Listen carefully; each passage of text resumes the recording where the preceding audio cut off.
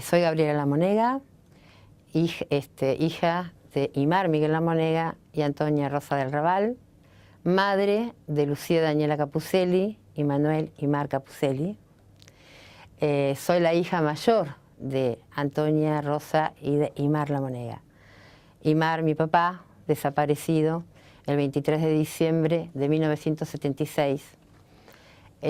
Una infancia que transcurrió en Berisso, de donde es oriundo mi papá. Berisso, un lugar muy especial, porque Berisso es la cuna de los inmigrantes, es como siempre decimos. ¿Por qué?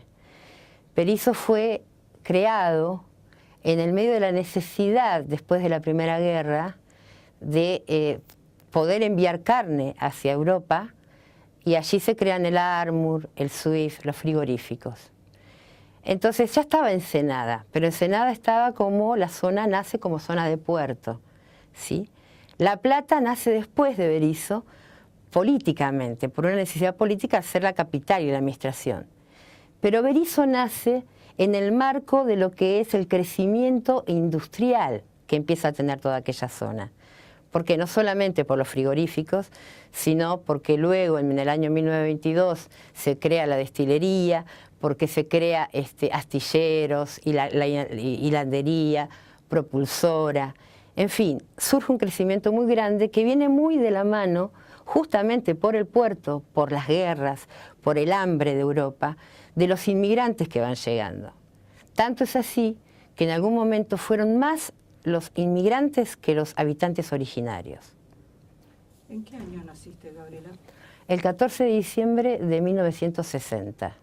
Contanos un poco sobre la época de tu infancia, de tus hermanos. Mis hermanos son, yo soy la mayor, después viene Adrián Imar Lamonega y Milena Lamonega. No fue fácil porque papá fue un militante toda su vida. Papá tenía sus dos grandes pasiones, que por eso contaba lo de Berisso, como resultado justamente de allí, que era la política y era la cultura. Papá siempre escribió. Por lo tanto fue militante siempre y delegado de YPF, del área administrativa, durante 23 años. ¿Dónde militaba tu padre?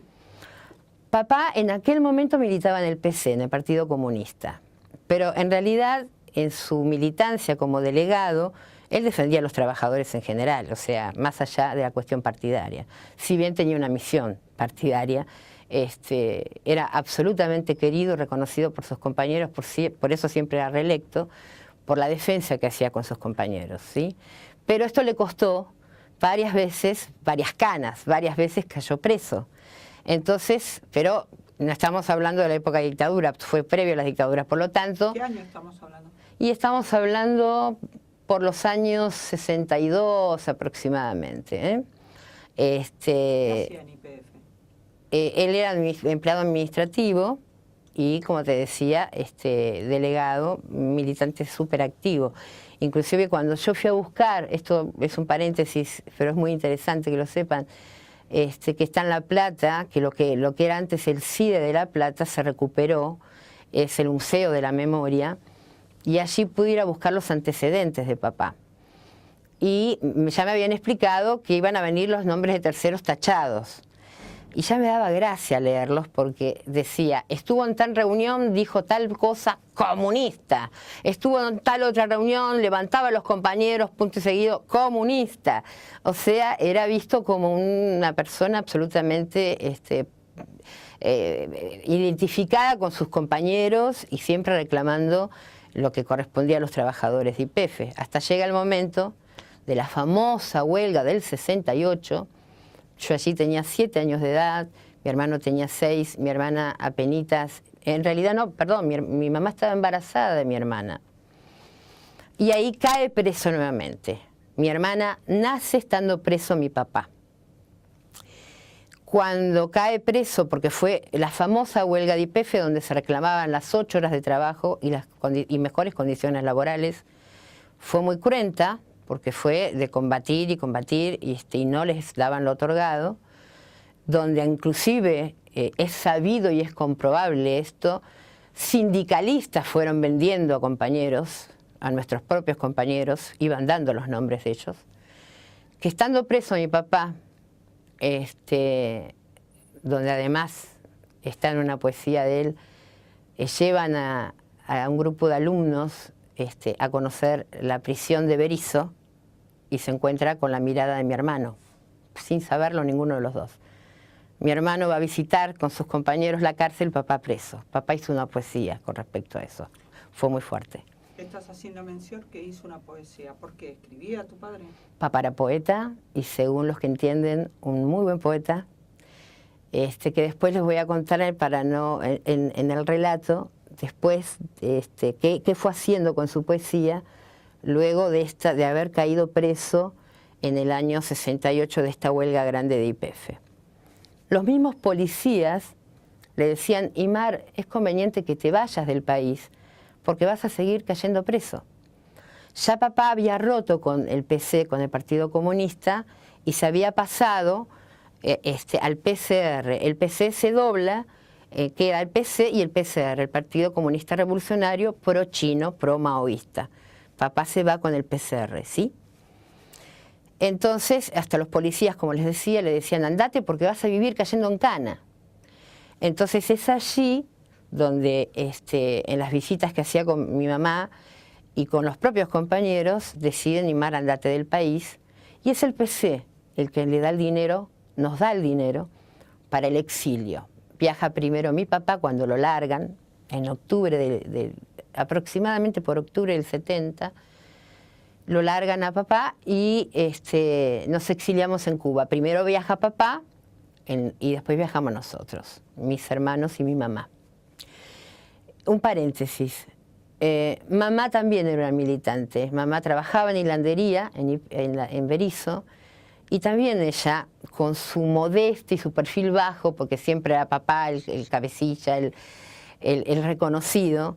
Mamá era de las que levantaba a las compañeras, hacían los que ahora llamamos piquetes, ponían lo que tenían que poner, caían los compañeros presos, les llevaban comida, hablaban con los abogados. Detrás de cada compañero que hoy no está, siempre hubo una compañera con grandes atributos, por no decir otra cosa, que bancaba que ellos pudieran hacer lo que hacían, bancaban a sus hijos y permitían que el trabajo político. Por lo tanto, también eran militantes, porque hay algo que hemos aprendido de papá, que la militancia es una actitud de vida, y es algo que nosotros hemos multiplicado a lo largo de nuestra vida. En 1970, entonces, viajan a Cuba. En 1970 viajamos a Cuba. Allí papá, como le escribía y demás, algo que nunca dejó, ninguna de las cosas dejó, la política y la escritura. Lo nombran director de una revista técnica que se llamaba Normas y Metrología. Además, yo me acuerdo que él decía: ¿qué hago yo en una revista técnica si yo soy poeta? Y sin embargo, fue reconocido como un buen director de la revista. Escribió en el Caimán Barbudo, ganó en el año 72, con una poesía que se llamaba Milonga al machismo, el primer premio de las mujeres cubanas, de la Federación de Mujeres Cubanas. En el año 72 papá ganó el primer premio, poesía que no pudimos recuperar nunca, porque era muy despelotado papá. Entonces esa poesía, yo he viajado a Cuba 3 veces y no la pude recuperar. ¿Cuánto tiempo estuvieron en Cuba? 4 años, pero muy intensos. ¿Vos estudiaste en Cuba entonces? Yo hice gran parte del secundario. Terminé la primaria y empecé el secundario en Cuba. Llegué a ser presidenta de mi escuela secundaria, pero por el hecho de ser argentina. Porque el amor que sienten por el Che Guevara era tan grande que me relacionaron: Argentina, bueno, hay que votarla a ella. Entonces fui la presidenta de mi escuela, y ahí ya, de algún modo, empezó a picar en mí el tema de la participación política, ¿no? Después de esos 4 años en Cuba, ¿qué hacen? En realidad pasó algo muy complicado para la familia, muy triste, que es que nuestros abuelos, o sea, los padres de mi papá, el papá y la mamá de mi mamá, nos van a visitar a Cuba. Pero mi abuelito ya viaja enfermo, Miguel Lamonega, y muere en Cuba. Entonces papá toma la decisión de viajar con su madre y traerlo a Berisso, a nuestro lugar. Los compañeros no querían que hiciera eso porque, si bien te estoy hablando del año 73, todavía no había una gran agitación contraria a los militantes, pero ya estaban la AAA, etcétera. Bueno, entonces como que era como complicado, digamos. Bueno, empezaba la formación, ¿no?, de ciertas cosas, pero a la vez, ¿qué había? Empezaba toda la efervescencia de la juventud volcada a la política, ¿sí? Esto fue lo que notó papá cuando llegó a la Argentina, trajo a su padre, ¿sí? Y se enamoró de ver volcada a la juventud ya, sí, más bien setentista, porque él era de la juventud de los 60, la juventud que yo llamo los vanguardistas, ¿sí?, los que rompieron con todos los moldes, ¿sí? Pero vio tanta efervescencia de los jóvenes volcados a la política, la participación tan activa, que él siente la necesidad de la vuelta. Cuando él vuelve, porque ya había llegado Perón, pero ya había fallecido Perón, etcétera, todos esos acontecimientos que nosotros recordamos, que hicieron que la juventud se vuelque en serio y que se empiece a preparar, etcétera, etcétera, esto le gustó, lo llenó de orgullo tan grande que él se sentía en falta con sus propios compañeros, ¿no? Y el planteo de él era: yo acá vivo, nosotros vivimos muy bien, no solamente yo, vivimos muy bien, vivimos en paz, pero allá están pasando las cosas que siempre soñé. Y yo tengo que estar allá, tengo que participar de estos cambios que se están produciendo. Y le planteé a mi vieja volver. Mamá no quería, tenía mucho miedo, por nosotros básicamente. Él le ha dado la opción: bueno, quédate. Yo le pedí a papá, le digo: no, yo vuelvo con vos. Yo tenía claro, no tuve dudas.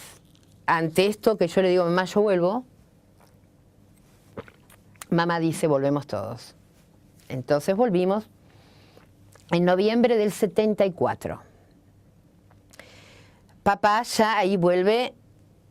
Por supuesto que esto no lo hablaba abiertamente con nosotros, porque todo militante tenía la responsabilidad del silencio, ciertas cuestiones, para proteger a la familia.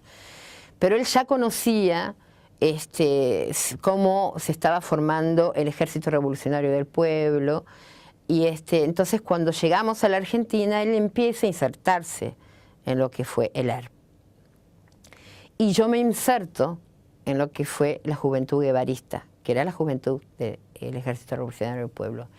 Y a los 14 años, que era la edad que tenía cuando llegamos de Cuba, empiezo a militar.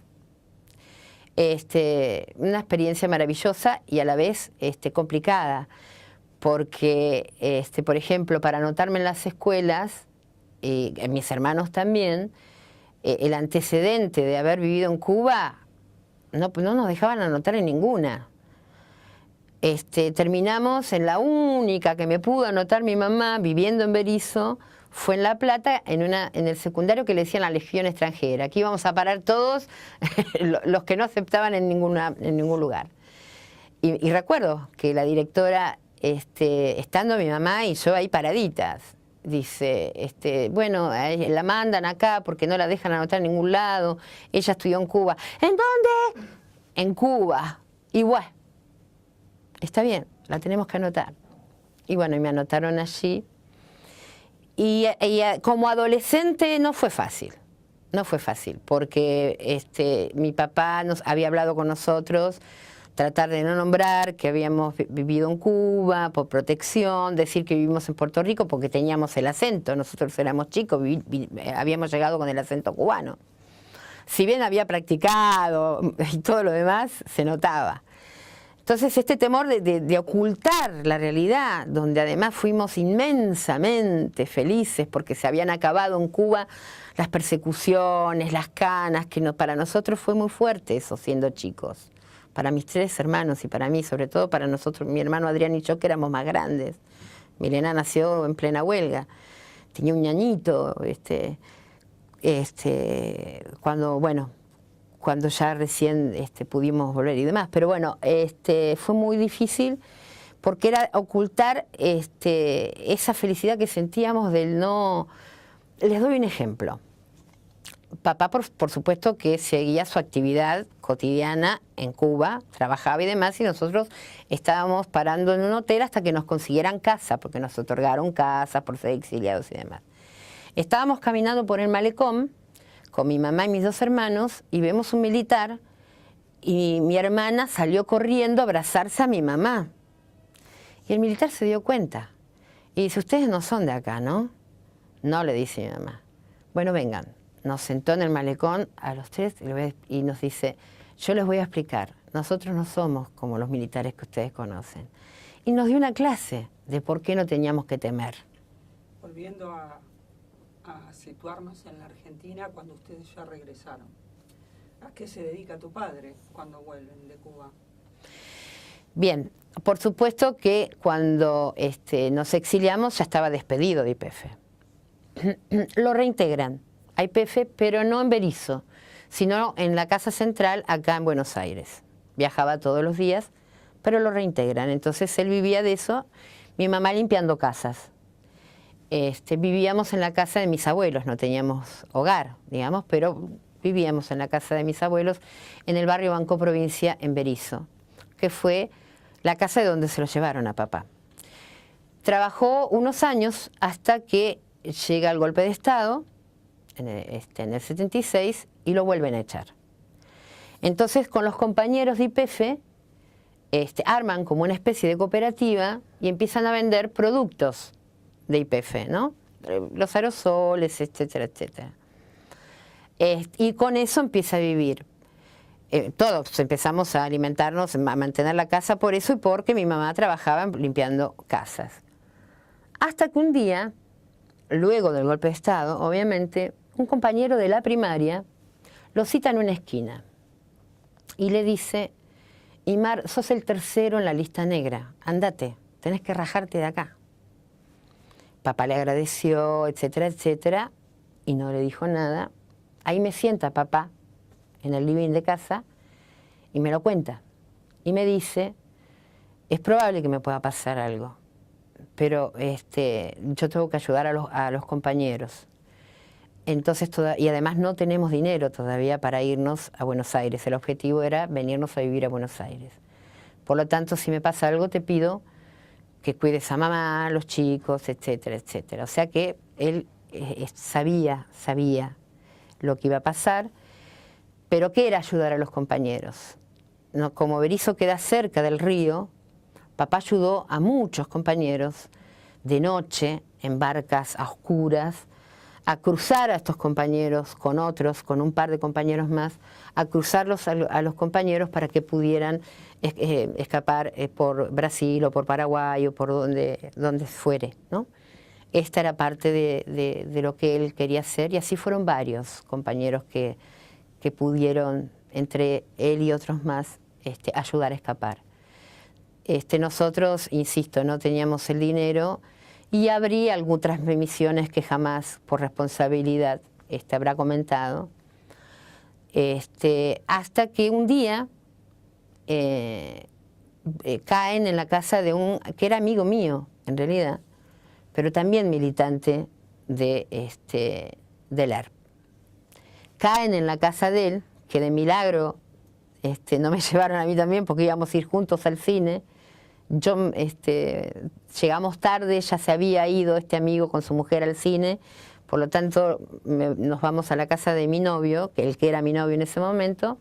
Cuando ellos regresan del cine, ven una colilla de cigarrillos, se dieron cuenta que estaban los milicos, empiezan a correr y vienen a mi casa, ¿sí? Que de hecho mi amigo pensaba que me habían llevado a mí y a mi novio. Y nosotros nos quedamos en la casa de mi novio y papá, dando 1000 vueltas en una rastrojera que teníamos, nos viene a buscar, por suerte, y fue un alivio que yo estuviera. Pero lo importante que es que pudimos guardar a este compañero, cortarle el pelo, teñirlo, etcétera, etcétera, y ayudarlos a ir a rajarse por el lado de Brasil, y luego estuvieron muchos años exiliados en Suecia. El 23 de diciembre del 76, yo escucho los portazos típicos del Falcon, Me levantaba a tomar una pastilla para dormir, porque me costaba dormir, de algún modo los estábamos esperando. Papá estaba en la cocina, en una habitación teníamos todos los productos de YPF, dormíamos todos juntos en una habitación. En camas cuchetas, la cama matrimonial, mis hermanos y mi mamá durmiendo. Yo escucho los portazos, teníamos como las ventanitas que vos mirabas y se veía la parte de abajo. Bueno, veo botas al asomarme. Voy corriendo a la cocina y le digo, papá, los milicos. Mi mamá escucha, se despierta y ellos lo que empiezan a hacer es aguardar. Mi papá le grita, pues le decían Pocha a mi mamá, Pocha, guardá todo lo de valor porque nos van a afanar todo. Entonces empiezan a correr por la casa guardando cheques, guardando cosas de valor, que no había más que eso. Y los milicos que empiezan a tocar la puerta muy fuerte, abran, es el ejército, pero nadie abría. Bueno, les abro, a papá inmediatamente lo llevan a la cocina, a mamá a la habitación donde estaban mis hermanos y a mí en el pasillo. Pero yo tenía 16 años, pero estaba con camisón muy menudita, muy flaquita, parecía de 13. Entonces, pero me dejaron en el pasillo haciéndome preguntas continuamente de este amigo mío, las mismas que le hacían a papá, y yo escuchaba y respondía lo mismo. Hasta que el responsable de ellos, que estaba vestido de fajina, había otros con pasamontaña, había otros con pelucas, parecían hippies, y había otros de fajina, que dicen, ¿qué hacemos con ella? Me mira de arriba abajo el jefe de ellos, no, es muy pendeja, dejémosla, y me llevan a la habitación con mi mamá.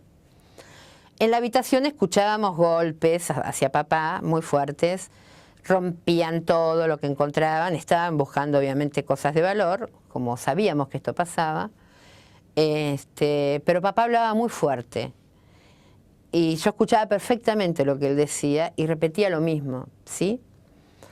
Y él decía, había uno que le decía, yo te conozco perfectamente. Bueno, si me conocés, sabés que no estoy en nada, qué sé yo, qué sé cuánto. No, sabemos tus pasos, sabemos en qué estás. Y así estuvieron un buen rato.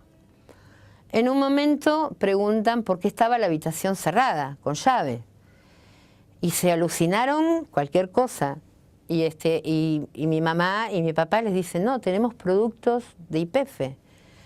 Y casi, como no encontraban la llave, casi le pegan un tiro para poder abrir la cerradura.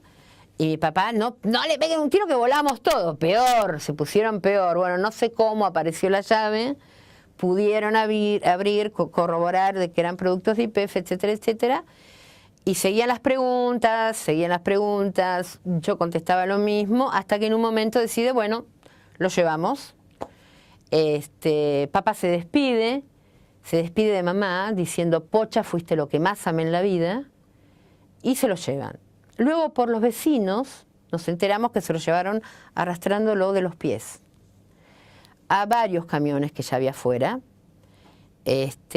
Habían copado, por supuesto, como hacían ellos en todos, bueno, se me fue el nombre en este momento.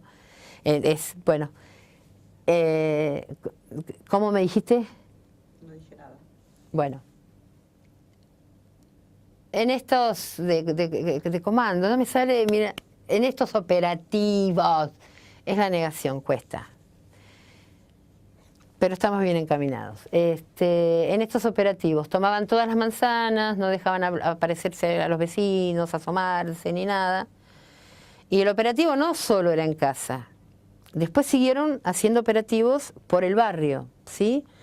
Inclusive, después hemos recogido por los vecinos y demás, estando papá en uno de los camioncitos del ejército, porque aparentemente eran del ejército, fueron a buscar, que vivía en el mismo barrio nuestro, a un amigo de papá, que por suerte se había ido a España, Juan Minco, que ahora falleció. Cuando se lo llevan a papá, nos dejan encerrados y amenazados, no salen de acá hasta que amanezca, porque los barremos. Bueno, con el bajón y la desesperación que teníamos, nos quedamos hasta que amaneció. Habían dejado la llave del lado de afuera, mi hermano logra saltar por la ventana, abrimos la puerta y vamos a lo de mi tía, que vivía en el mismo barrio nuestro. Y viene la esposa de Minco, contenta lo de mi tía, diciendo, lo vinieron a buscar, pero se fue a España, que realmente se había salvado. Pero mi vieja le dice, pero se lo llevaron a Imar. Y desde entonces, desde allí, no paramos de buscar. Mamá fue a todas partes, se presentaron montones de habeas corpus. Es más, una vez nos citan en una comisaría, tema Imar La Monega, vamos y resultaba ser que era para pagar un habeas corpus. Bueno, esas cosas que pasaban. Mamá hizo todas las denuncias pertinentes en los lugares que correspondían. Mi hermano y yo también. Pero tuvimos que irnos enseguida de Berisso, porque el temor era que vinieran por mí, el temor de mamá era que vinieran por mí. Entonces, cuando ya estábamos viviendo en Buenos Aires, mi hermano y yo fuimos a lo que era el viejo Ministerio del Interior, en Diagonal Norte creo que quedaba, donde tenían listas, porque en el juicio, cuando mi mamá y yo pudimos hablar en el juicio oral por la verdad, en La Plata, lo dijimos y esto fue lo que el juez toma, existían los listados, mi hermano y yo pedíamos, busquen a mi papá, y por la edad supongo que la señora se conmovió y lo buscó 2 o 3 veces y papá no estaba en el listado, pero los listados existían. Otra vez voy con mi abuela, la mamá de mi papá, a la central de policía en la calle Belgrano, donde también estaban los listados, y papá tampoco figuraba. Cuando había sido, nosotros habíamos denunciado en todos los estamentos que existían, lo habíamos hecho. Inclusive cuando vinieron de Estados Unidos, a través de la ONU, vino una Patricia no sé cuánto, le entregó mi madre testimonio en mano, o sea, todas las denuncias se fueron realizadas y él jamás figuró en ningún listado, etcétera, etcétera. Por lo tanto, fue la pérdida más fuerte que tuvimos, que es la desaparición de papá, pero también el desarraigo nuestro, porque tuvimos que salir huyendo de Berisso de alguna manera, o sea, fue un exilio interno el de mi familia. ¿Dónde fueron? A Buenos Aires, a un departamentito que logramos alquilar, sin un mango, por supuesto, porque no teníamos un peso. Pudimos alquilar un departamentito, mi mamá con mis hermanos, acá en Capital, porque era donde nos sentíamos más seguros. Además, una hermana de mi mamá, las 2 hermanas de mi mamá nos ayudaron muchísimo, pero teníamos una mano atrás y una adelante, mi vieja muy mal, obviamente, pero no cesamos con la búsqueda y la seguimos haciendo. ¿Se sumaron a algún organismo de derechos humanos o los buscaron por su cuenta? Mamá participaba de las reuniones con las monjas francesas y una compañera amiga entrañable nuestra, Raquel, no me preguntes el apellido porque esto es de la época de la militancia, los apellidos hasta el día de hoy no los retengo, era una costumbre entre los militantes no retener apellidos ni direcciones, lo sigo manteniendo. Ella sí participaba, colaboraba en las reuniones. Raquel, ya militando, esta amiga nuestra, donde estaba infiltrado Astiz. Las reuniones se hacían en la casa de Raquel y yo le he abierto la puerta a Astiz.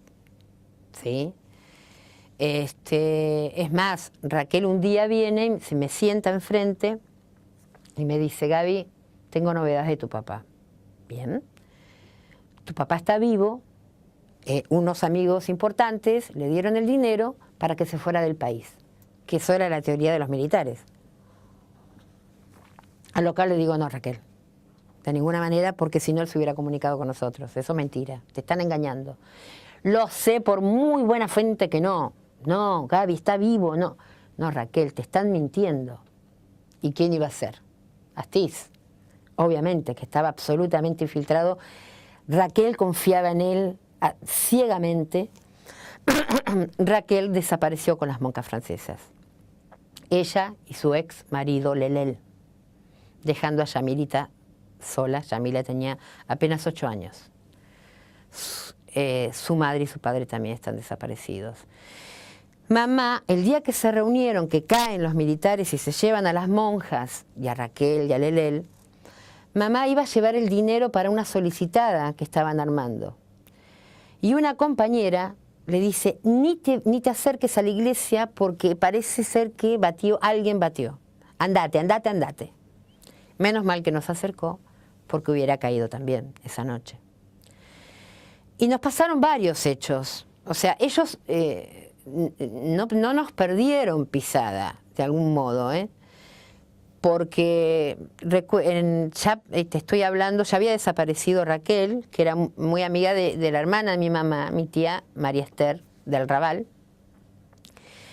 Voy un día de visita a su casa con un amigo y resulta que nos despedimos, bueno, chau tía, nos vamos. Cuando bajamos con mi amigo Lautaro, hay 2 personas, una de cada lado de la puerta amplia de la puerta de entrada, que yo me di cuenta enseguida que eran servicios, porque ya en los que vivimos esa época sabíamos identificarlos. Así que Lautaro me seguía hablando y yo ya no lo escuchaba. Cruzamos la avenida Belgrano, nos van a buscar, nos piden documentos, nos vuelven a llevar al departamento de mi tía. Justo se la estaban llevando, retirando ya mi tía de su casa, que mi tía dice, ay, mi sobrina no, y se la llevan a mi tía. Y a nosotros nos dejan adentro con otras 2 personas que habían amigos de mi tía. Horas, con 2 militares de civil, que revolvieron todo el departamento. En esas situaciones, que supongo que tiene que ver con la militancia y demás, a mí la sangre se me congela, razono, contesto, no me pongo nerviosa, etcétera, etcétera. Entonces hasta podía hacer chiste porque los milicos primero estaban onda, ustedes son, los voy a llevar también, ¿no? No pasó eso, pero la gran preocupación era qué iba a pasar con mi tía, ¿no? Hasta que pasadas 8 horas aproximadamente, llaman por teléfono diciéndoles se pueden retirar porque la iban a soltar a mi tía. Que eso fue lo que nos dijeron. Bueno, tu tía va a volver, quédate tranquila, de acá no se mueve nadie, pero a tu tita la dejamos suelta. A mi tía le dicen ahí, por eso digo cómo estaban realmente organizados, independientemente de los personajes, le dicen a mi tía que le habían seguido los pasos de tu sobrinita, sabemos todo lo que hacen ustedes, por lo tanto estaban muy bien organizados ellos, ¿sí? Y bueno, y así pasaron acontecimientos varios, como a muchos familiares, como a muchos compañeros. ¿Qué pasó con tu tía? Bien, le hicieron simulacro, estuvo en un lugar, ella cree que fue la ESMA, a un lugar donde escuchaba gritos de los compañeros, etcétera, etcétera. No la golpearon ni nada. Le preguntaban por Raquel, obviamente. Estaba en capucha, le pusieron una capucha. Y le dijeron, decinos todo, si no, sos boleta. ¿Pero qué quieres que te diga? Plan, no sé nada. De hecho, mi tía realmente le pedía a Raquel que cortara la militancia. Pero sí le hacen simulacro de fusilamiento. Sí se lo hacen. Y después del simulacro de fusilamiento, la dejaron encapuchada y todo, se van y la dejan sola. Al rato, pasaron varias horas que ella se saca la capucha y logra empezar a caminar, pero era una ruta, por eso no sabemos bien si realmente fue la ESMA o no, hasta que una camioneta para de una persona del lugar y la ayuda y la va acercando hasta que llega al departamento, ¿no? De ahí otra persona la ayuda hasta que llega al departamento. La vemos llegar en buenas condiciones y bueno, se salvó mi tía, ¿no? ¿Cómo sigue el desarrollo durante el periodo de la dictadura de la familia?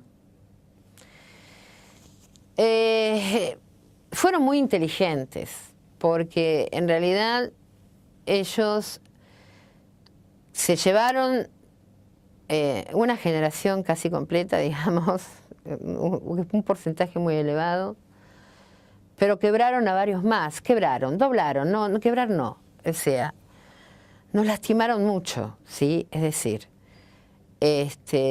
la figura del desaparecido es muy perversa, porque no es el muerto que ves, que podés enterrarlo, llevarle una flor, sino que es el fantasma del duelo nunca hecho eterno.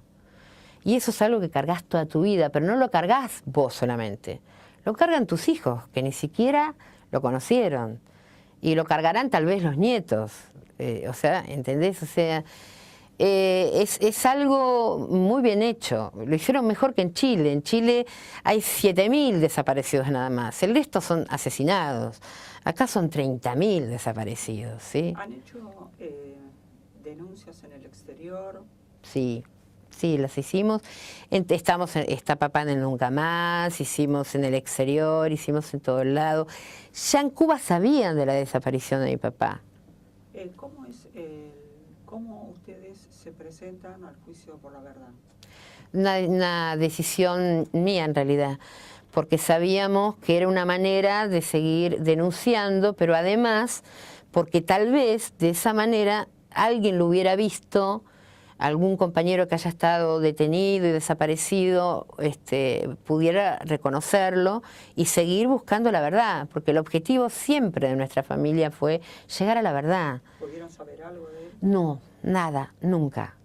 Inclusive a través de un compañero de papá de las viejas militancias me consigue el teléfono del director de la ex ESMA, que me atendió fantásticamente bien. Me dice, quédate tranquila, voy a averiguar, y él me cuenta que no fue nombrado en ningún juicio en ningún lugar del país. Son todas conclusiones que vamos sacando. Yo creo que estuvo en el circuito Camps, hubo versiones, de hecho nos pidieron dinero, o sea, a mi mamá le dijeron, si nos das 60.000 pesos, te traemos una carta manuscrita por él, pero nos tenés que dar 60.000 pesos, que era el valor de la casa nuestra, es decir, de mi abuela. En un principio mi mamá casi lo hace, de la desesperación, pero un juez, creo que el apellido era Montero, muy conocido de La Plata, le dijo, ni se te ocurra hacer eso, porque hacen eso, les quitan el dinero y no aparece nada. O sea, encima especulaban con esas situaciones, ¿no? Tremendo.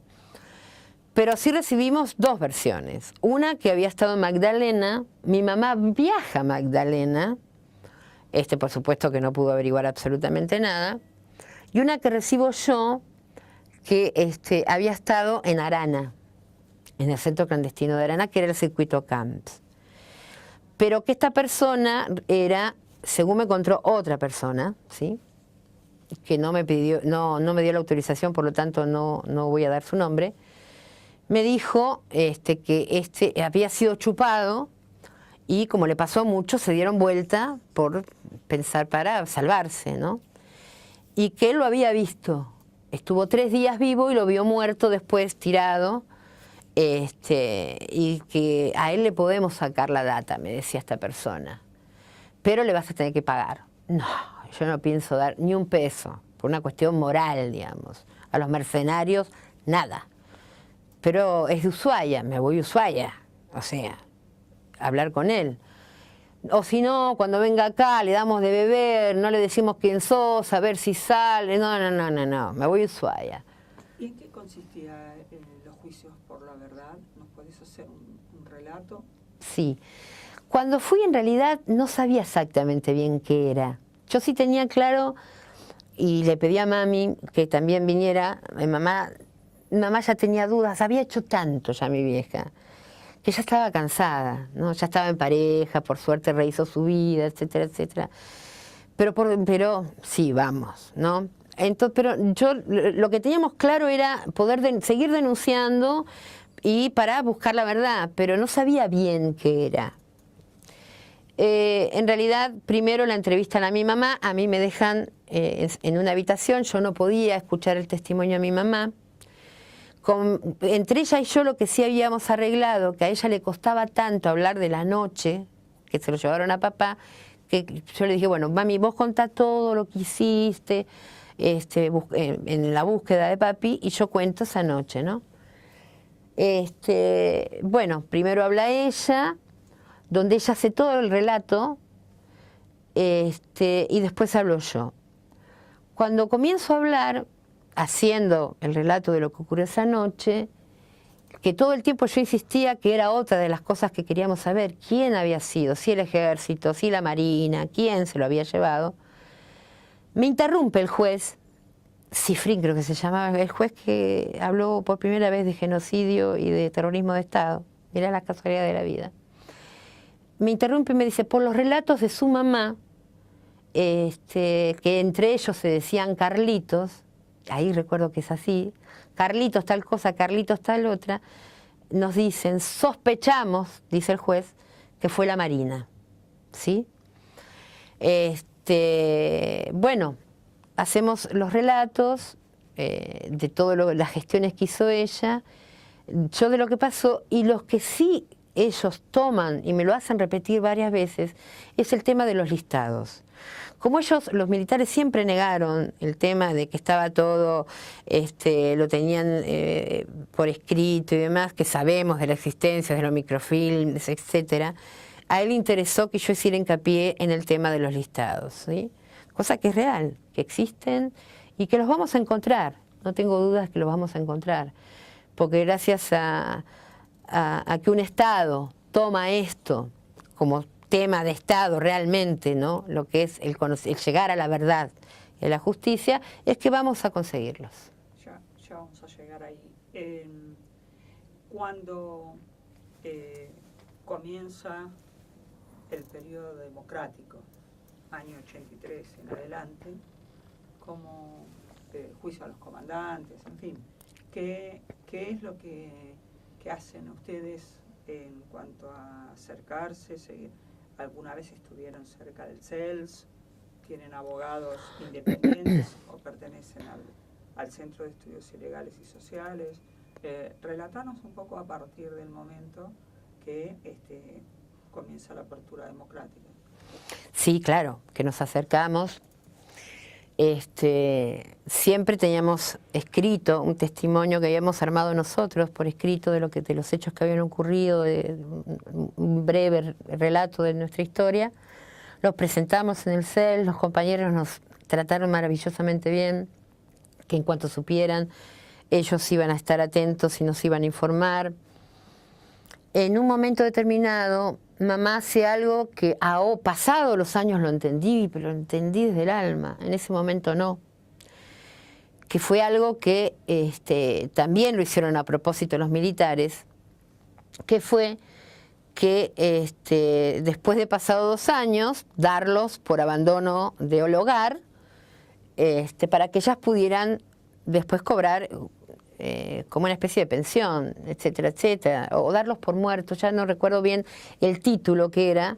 No, pues dados por muertos no. Bueno, no recuerdo exactamente cuál era la figura, pero para que las compañeras pudieran percibir algún tipo de dinero, porque como mamá, muchas quedaron solas con hijos pequeños y sin un mango, ¿no?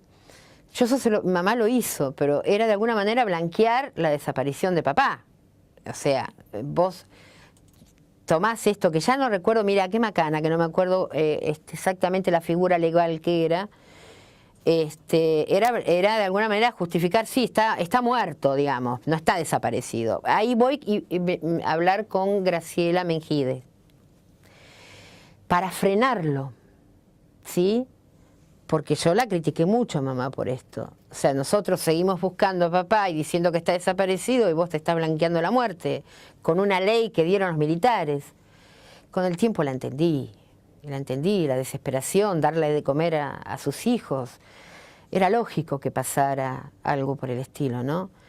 Y Graciela me explicó que lo entendía claramente, que era dificilísimo frenar algo de eso. Una vez iniciado, que ellas aconsejaban no hacerlo, pero que en algunos casos era comprensible que lo hicieran, justamente porque habían quedado solas, sin laburo, sin nada, como el caso nuestro de venir a vivir a Buenos Aires sin laburo, sin nada, que después se pudo ir haciendo la cadena. Esos fueron más que nada los contactos, y sí participamos de todo lo posible, siempre buscando la verdad, pero bueno, nunca supimos nada sobre él, pero sí con el compromiso con los derechos humanos, siempre, siempre, obviamente participando de las marchas, obviamente acercándonos en la medida de las posibilidades a todo lo que podíamos que tenía que ver con los derechos humanos, y obviamente eso tuvo mucho que ver en la militancia nuestra. O sea, nosotras, tanto mi hermana como yo, mi hermano se ha ido a Suecia a vivir,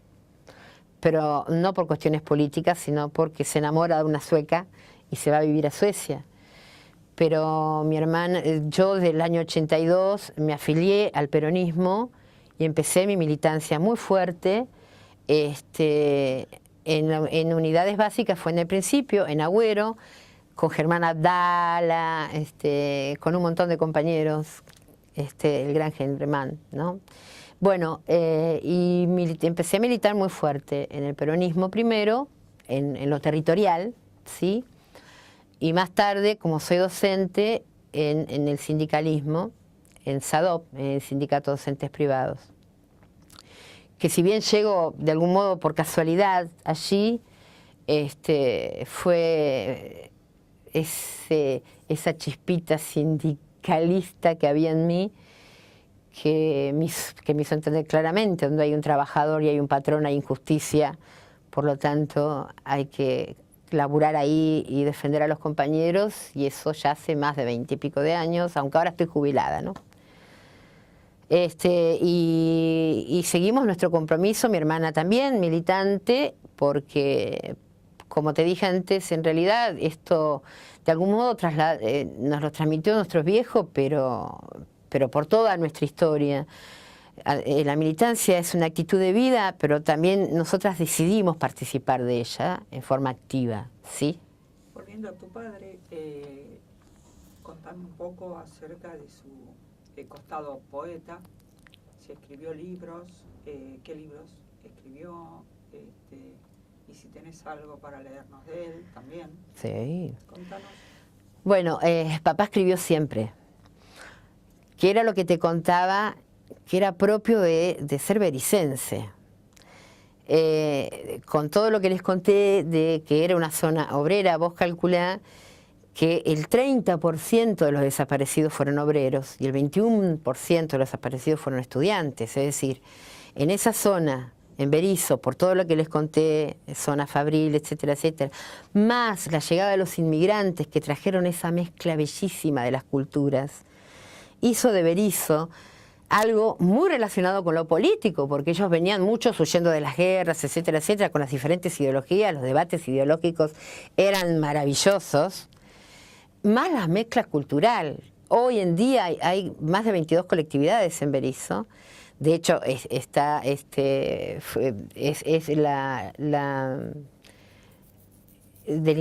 fue declarada la cuna del inmigrante provincial, digamos, Berisso, ¿no?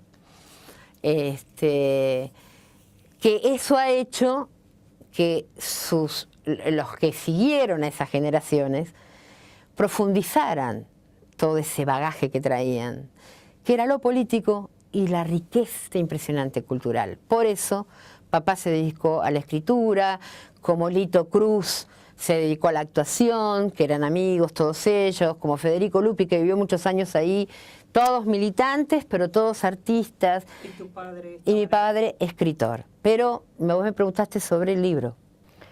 No dejó de escribir jamás. Pero, como les conté también, era absolutamente desordenado. Nunca ordenaba sus poesías y demás. Solo sí lo logró cuando presentó un libro en Casa de las Américas, cuando gana Jada Gómez. Y él lo llamó a ese libro Banderas Reunidas.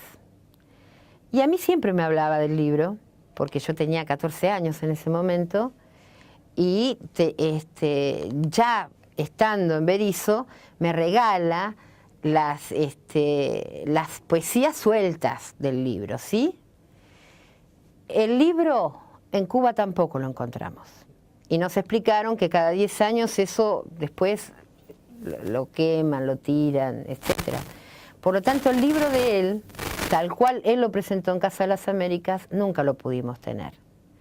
Pero por ese libro, él sí recibió una mención especial en manos de Nicolás Guillén, que fue nada más ni nada menos que un manuscrito del Che Guevara, que lo perdimos, mandamos cosas por barco cuando volvimos de Cuba a la Argentina y nunca llegaron.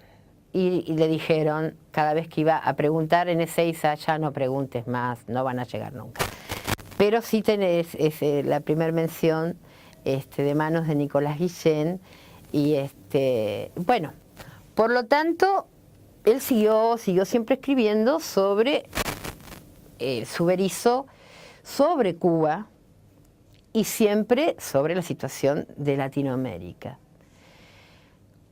Cuando volvemos, al no poder recuperar el libro, pero teniendo las poesías de él que me había dejado, más otras que fui recabando, que amigos me decían, tengo una poesía de tu viejo, de tal fecha, de tal... Bien, la fui con los años, la fui acumulando, la fui acumulando. Mamá un día me dice, yo guardé las cartas que tu papá me escribía, también las fui guardando, y un día dije, en un diálogo entre él y yo a solas, yo necesito cumplir con ese sueño tuyo, de al fin tener el libro, y yo saldaría con vos eso también, porque me encantaría que el libro vuele, ¿sí? Y entonces algunas cosas recordaba de los diálogos que tenía, que cómo se iba poniendo. Hizo 3 movimientos, porque otra gran pasión que él tenía era la música. Tanguero, y cantaba hermosísimo, hermosísimo. Entonces las hizo con movimientos, y me acordaba los movimientos, cómo se llamaban, solo que él empezaba hablando de Cuba y terminaba hablando de Berisso. Yo hice al revés.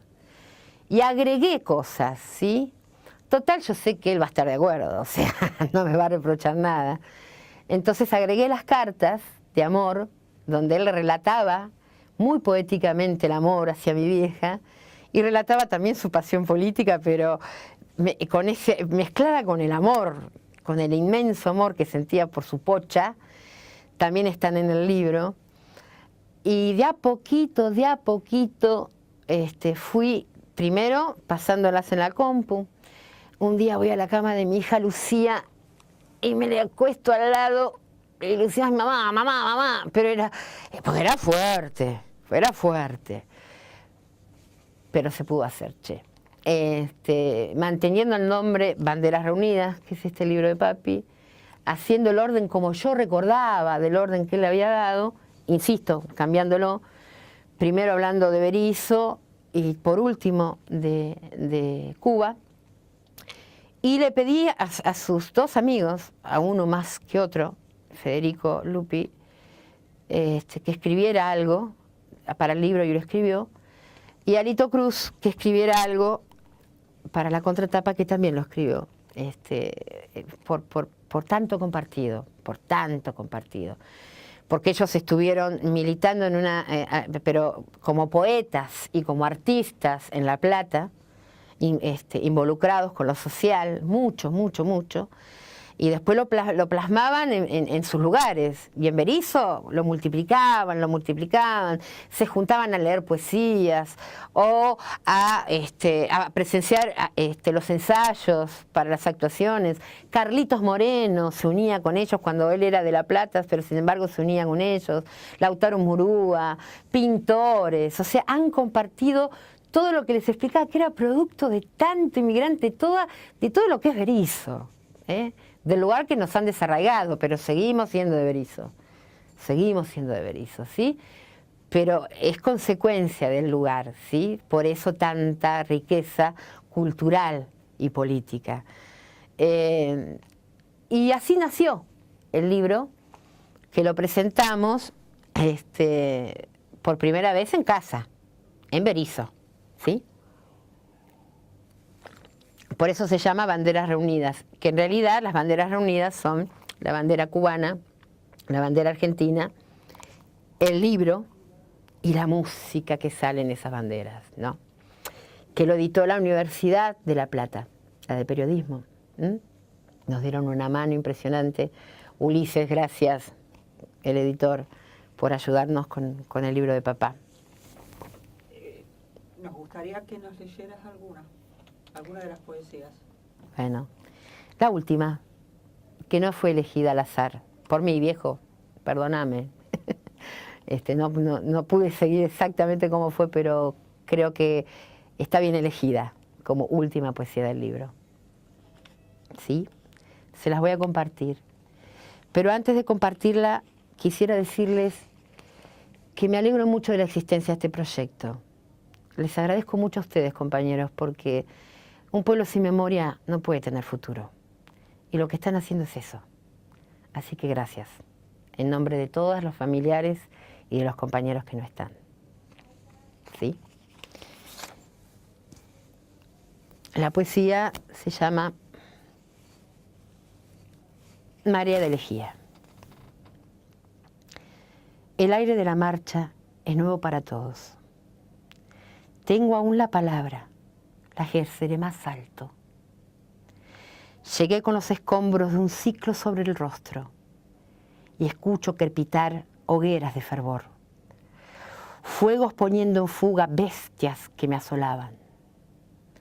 Nadie impide que vea pasar incandescencias, que sienta una península como siento a mi padre, que vaya a mirar rostros que quiere la ternura, o el azogue de la nada que me revela vida.